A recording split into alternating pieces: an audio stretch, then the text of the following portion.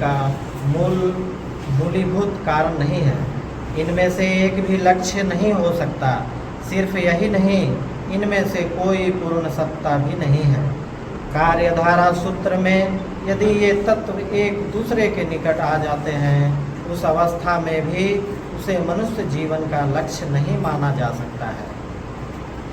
देखो कि यदि काल सत्ता नेचर के निकटतम स्पर्श में आ जाते हैं, तो वास्तव में श्रद्धा करने योग्य कुछ सत्ता नहीं मिलती है जिसको लक्ष्य बना सकते हैं। जैसा कि तुम जानते हो कि नेचर काल परिधि के अंदर ही कार्य करती है, इसलिए इन दोनों के एक दूसरे के निकट आने से भी उसमें कोई नया प्राणवंत श्रद्धा करने योग्य सत्ता का उद्भव नहीं होता है। और यदि एक्सीडेंट प्रकृति रूप से एक्सीडेंट कहकर कुछ नहीं है, यदि घटित हो तो वह भी काल की परिधि के अंदर घटित होता है। इसलिए एक्सीडेंट में भी कुछ नयापन नहीं होता। इसलिए यह कोई दार्शनिक संयोजन नहीं है। नियति फैक्ट क्या है? नियति अभियुक्त प्रतिकर्म को छोड़कर कुछ भी नहीं है। कर्म जब संगठित होता है या प्रतिकर्म जब तैयार होता है, यह दोनों ही काल के अंतर्मुक्त है। पांच भौतिक तत्व का आपात कारण है काल तत्व। इसलिए जहाँ काल रहेगा तथा कथित एक्सीडेंट रहेगा। जहाँ तथा कथित नियति रहेगी, वहाँ प्रपंच भी रहेगा। इसलिए इन सभी सामवायिक अवस्था भी किसी महत् वस्तु को जन्म नहीं देती जिसे मनुष्य अपने जीवन में परमा लक्ष्य मान सके। डेसिडेंट्रम या परम लक्ष्य यह एक वचनात्मक शब्द है। मैं पहले कह चुका हूँ कि यह इस संबंध में डिजायर्स बहुवचन रूप कभी प्रयोग नहीं किया जाएगा। शब्द हमेशा एक दो बर्दाश्त दर्शाता है और वे एकमात्र परम पुरुष हैं। यदि परम पुरुष प्रत्यक्ष या जागतिक रूप से उपयुक्त वस्तु तत्व समूह के संपर्क में आए तो क्या होगा? यद्यपि कि परम पुरुष काल की परिधि के बाहर है। जब यदि परम पुरुष काल की परिधि में आते हैं तो क्या हम कुछ नहीं अवस्था पाएंगे? परम पुरुष देश काल पात्र के बाहर हैं। यदि वे इसके संस्पर्श में आते हैं तो क्या हो सकता है? उस अवस्था में हम कहेंगे परम पुरुष तारक ब्रह्म हुए हैं।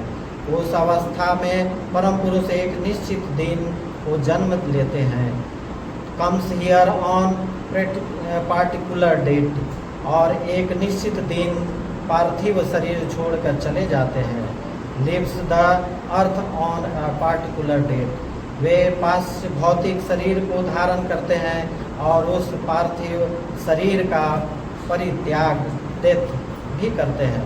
इसलिए हम जानते हैं कि परम पुरुष विश्व ब्रह्मांड के नाभि केंद्र के रूप में एक निवयस्टिक सत्ता इम्प्रेशनल हैं। लेकिन वे जब देश काल पात्र की अपेक्षिकता के अंदर आ जाते हैं तब वे निवयस्टिक सत्ता नहीं रह जाते। जब वे व्यष्टिक पर्सनल सत्ता हो जाते हैं, अत्यंत निकटतम सत्ता वे ही हैं, हमारे तारक ब्रह्म। अब प्रश्न उठता है कि वे पाश्च भौतिक तत्व के संस्पर्श में क्यों आते हैं? देश काल पात्र के बंधन के आबद्ध होकर धरातल पर क्यों आते हैं? इसका कारण क्या है?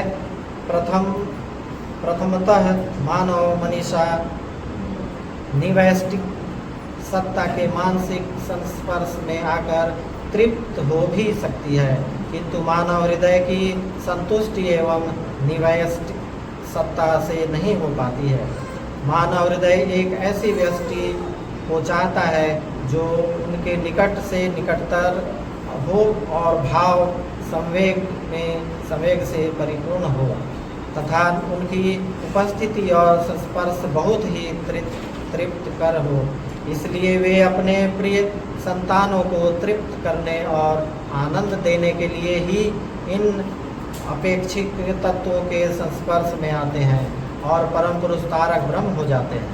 द्वितीयतः इस सृष्ट जगत में, इस विश्व में प्रत्येक प्रकार की प्रगति होती है। संघर्ष और समिति के माध्यम से मनुष्य को समस्त बाधा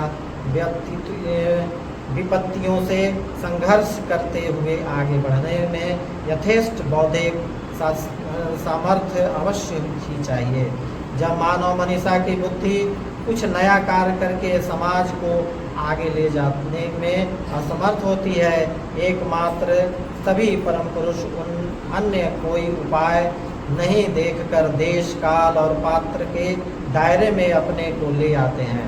वे ऐसा इसलिए करते हैं कि अधः पतित मानव समाज को सही दिशा निर्देश करना है। इसलिए जब समाज में अधः पतन और वंचना की अधिकता आ जाती है, समाज में भेद विभेद और तामसिकता प्रबल हो जाती है, तभी परम पुरुष मनुष्य की आकृति कंद्रन उन लोगों के आह्वान को सुनकर अप्रभावित नहीं रह पाते हैं। इसलिए इसी अवस्था में वे आते हैं तारक ब्रह्म के रूप में इस धरा पर। तारक का अर्थ होता है जो त्राण करते हैं। यही तारक की इस श्रेष्ठ जगत में बाबा हैं। इन्हीं के लिए भक्तगण बाबा नाम केवलम कीर्तन करते हैं। संध्या काल 13 मई 1979 PS स्विट्जरलैंड। परमपिता बाबा की जय।